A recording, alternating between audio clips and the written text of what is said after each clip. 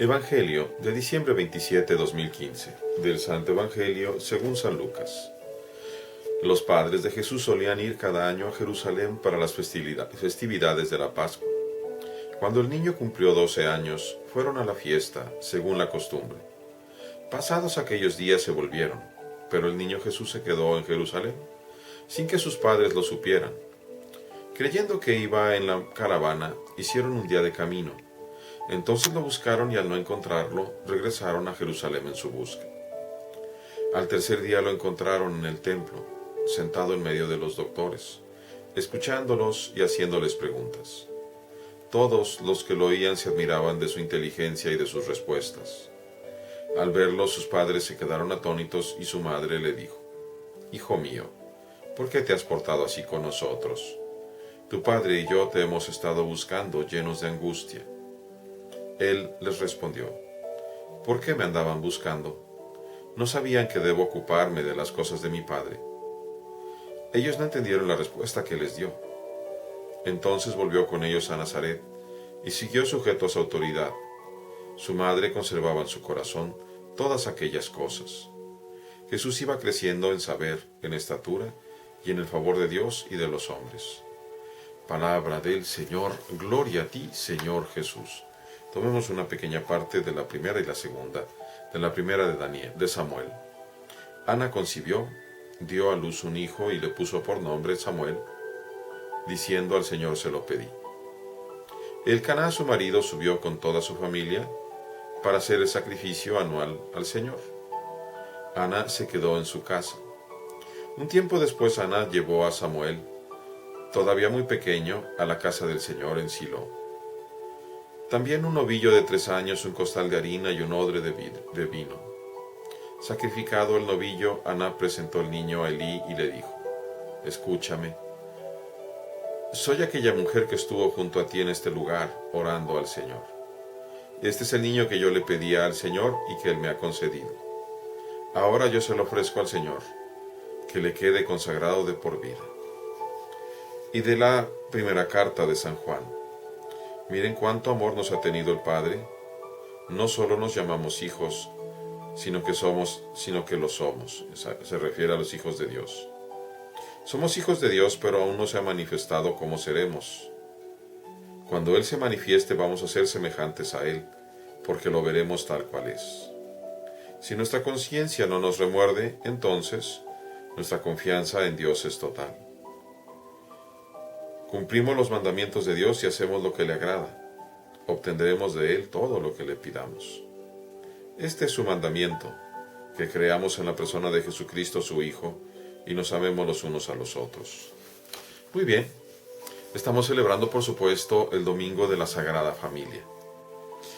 Y se nos presenta esta imagen, un tanto difícil para el común denominador y en general un tanto difícil desde el punto de vista humano. Vemos cómo los padres de Jesús, es decir, la Virgen María y José, San José, junto con el niño, iban cada año a celebrar la Pascua, la fiesta de los ácimos y del Cordero, precisamente en el templo en Jerusalén. Y cuando Jesús cumple 12 años, entonces sucede este incidente. ¿Qué hay de diferencia?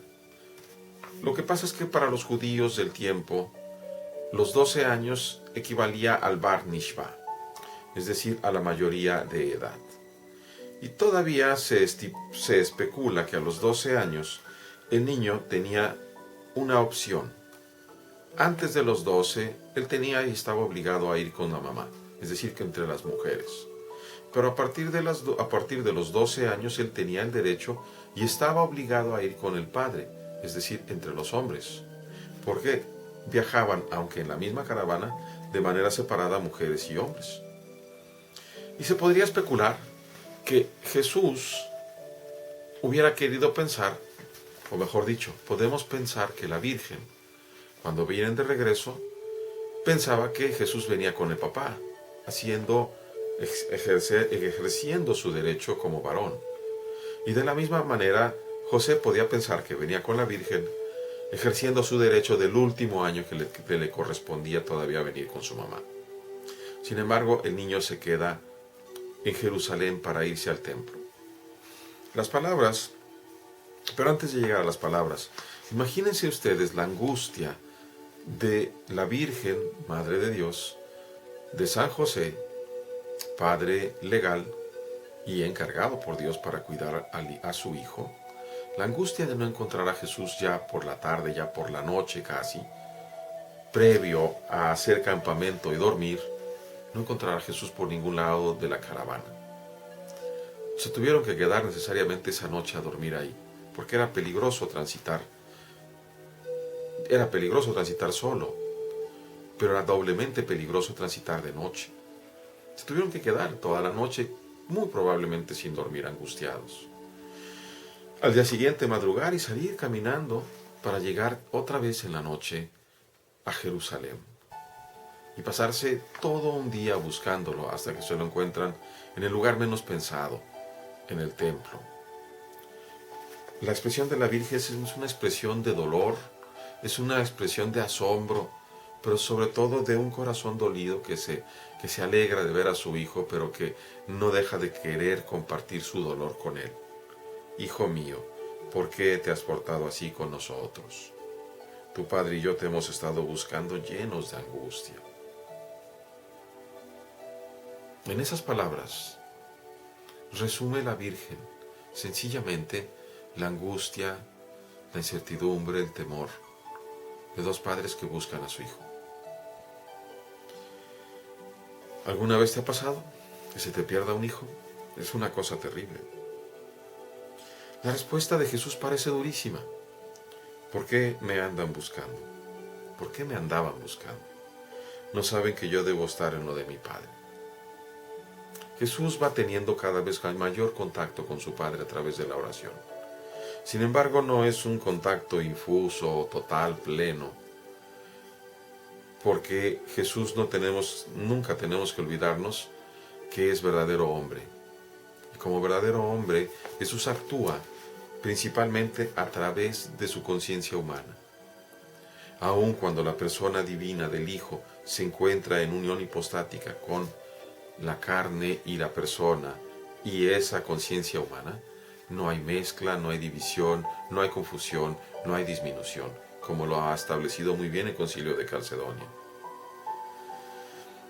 Por eso se entiende también lo que dice más adelante: Jesús iba creciendo en saber, en estatura y en favor de Dios, porque Jesús iba teniendo poco a poco la conciencia de ser hijo de Dios. Es un absurdo pensar que cuando estaba chiquitito el niño, ya él sabía que era Dios y hacía pajaritos de tierra y luego volaban. Todas esas cosas son torpes, porque le quitan algo muy importante a la humanidad del Señor, precisamente el ser hombre.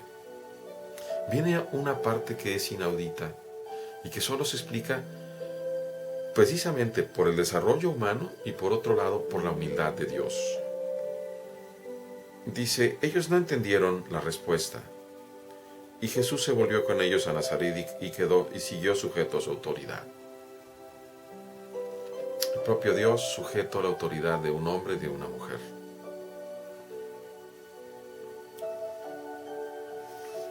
Dios y María, su Hijo, el niño Jesús y María, que lo entrega, que lo consagra, pero que ese desprendimiento que se va dando es duro también. La maravilla de encontrarse a Cristo precisamente en el templo, que no es casualidad, sino providencia. A Cristo lo encontramos en su iglesia. Particularmente a Cristo lo encontramos en cada uno de nuestros hermanos, en estos sagrarios vivientes que somos cada uno de nosotros. La unidad de la familia, que salvaguarda precisamente tanto la integridad del hijo, de los hijos, como la felicidad de ellos y de los padres. Una familia tiene que ser unida y para poder ser unida necesita de muchos sacrificios, tanto de la mamá como del papá como también de los hijos. Es un trabajo hermoso, que no es fácil. Por eso, cuando te llegue el tiempo de que busques novio o novia, ve con detenimiento, conoce a la persona, contento, enojado, triste, desesperado, furioso o furiosa, para que puedas ir planeando y conocer realmente si con esa persona quieres vivir el resto de tu vida. Que Dios les bendiga, hermanos.